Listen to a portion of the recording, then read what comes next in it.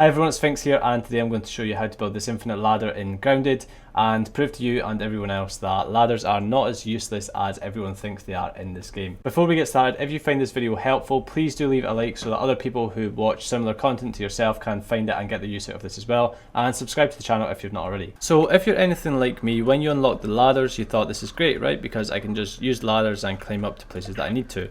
So then you build a couple of ladders up and you're like, oh great, but it's not quite as high as I need it to be.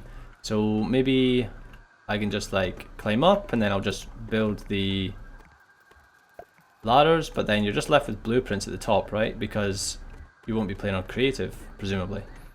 Now, I had the same thing and I thought, oh actually that's fine though, right? Because then I could just take all the things I need, acorn tops in my inventory, and then I can just climb the ladders and then fill in the blueprints. You do that and then all your stems fall on the floor. And you're like, oh, maybe actually I can't do this and ladders aren't that great, so let's just destroy them all and move on with our lives. But actually, there is a way that you can do this. So what I recommend that you do is grab yourself a stem pallet, fill it up with as many stems as you think you're going to need, and you can just carry this around with you, right? Like, this isn't really that much of a tip anymore. You can just relocate your stem pallet, because not everywhere in the garden has a lot of dandelions or places that you can get stems from. So you can collect all these stems, and once you think you've got enough, you'll fill up your stem pallet and you can move them to where you want to build your ladder.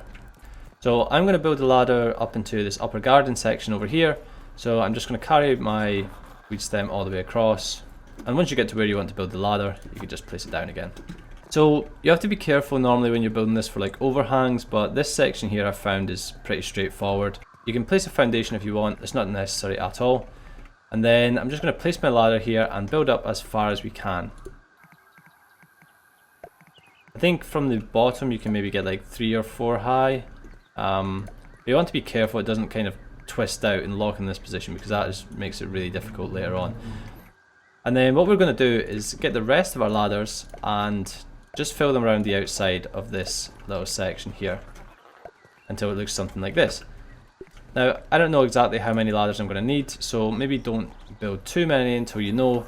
But then what you can do is climb onto the ladders, relocate one of your ladders that you've placed at the bottom, and place it towards the top.